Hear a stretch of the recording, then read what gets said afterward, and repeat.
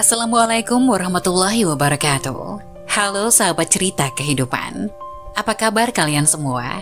Syukur alhamdulillah kita bisa berjumpa lagi di channel ini. Salawat dan salam selalu tetap tercurah kepada junjungan kita, Nabi besar Muhammad Sallallahu Alaihi Wasallam. Tidak lupa kami sampaikan salam sehat, salam sejahtera. Semoga kita semua tetap dalam lindungan Allah Subhanahu wa Ta'ala. Seperti biasa, kita akan berbagi kisah dari yang unik, menarik, sampai bikin nangis. Semoga bermanfaat.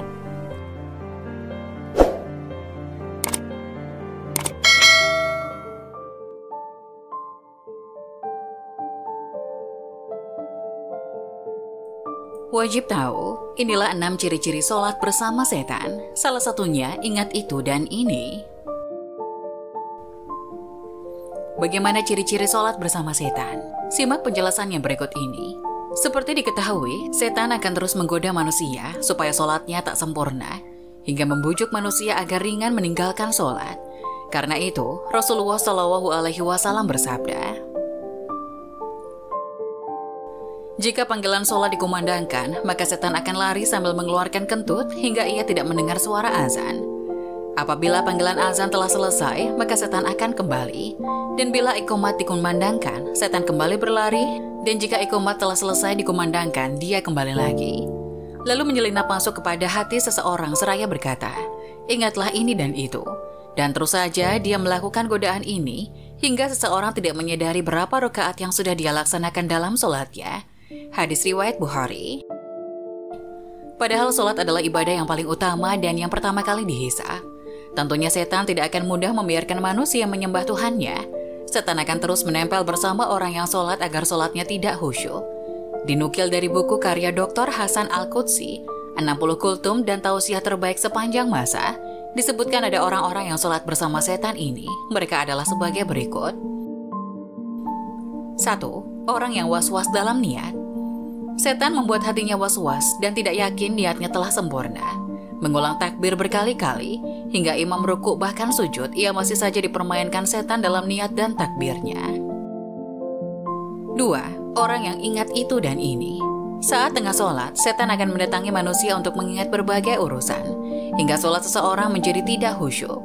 Dikisahkan suatu malam, Imam Hanafi didatangi seseorang yang kehilangan barang. Ia lupa menaruh barangnya. Oleh Imam Hanafi, orang itu dianjurkan untuk sholat sepanjang malam hingga menemukan barang yang dicari. Namun pada setengah malam menjalankan sholat, setan membuatnya ingat lokasi barang tersebut. Ketika ditanya mengenai hal tersebut, Imam Hanafi menerangkan bahwa setan tidak akan senang apabila seorang hamba khusyuk dalam sholatnya, sehingga setan akan membuatnya mengingat apa yang ia lupa saat sholat. 3. Orang yang merasa ragu buang angin. Perasaan ragu buang angin atau tidak adalah sebuah gangguan yang setan hembuskan untuk mengacaukan sholat seseorang. Rasulullah Shallallahu Alaihi Wasallam bersabda, jika salah seorang di antara kalian merasakan hal itu, maka janganlah membatalkan sholatnya hingga dia mendengar suaranya atau mencium baunya tanpa ragu. Hadis riwayat Ahmad. 4.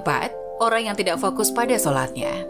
Setan akan membuat seseorang yang sedang sholat menjadi tidak fokus dengan mencuri perhatian, menjadikan orang yang sedang sholat menengok ke sana kemari, membaca tulisan di depannya, atau teralihkan oleh dering telepon genggamnya.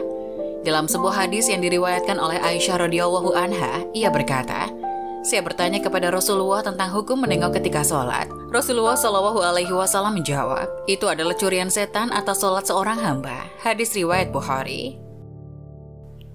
5. Orang yang sholatnya tergesa-gesa. Sholat dengan tergesa-gesa sehingga sholatnya tidak tumak ninah. Rasulullah sangat melarang hal tersebut.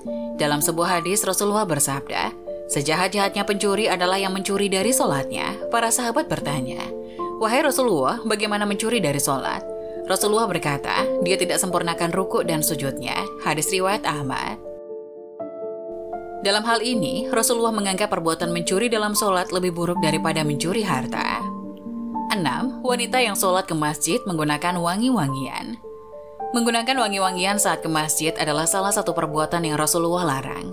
Rasulullah bersabda, yang artinya, jika salah satu dari kalian atau para wanita hendak ke masjid, maka janganlah sekali-kali menyentuh wewangian. Hadis riwayat Muslim. Demikianlah setan akan terus mengganggu manusia dengan berbagai cara agar sholat seseorang menjadi tidak sempurna. Itulah 6 ciri-ciri sholat bersama setan, salah satunya ingat itu dan ini. Semoga penjelasan tadi dapat memberikan hikmah dan bermanfaat untuk penonton semuanya.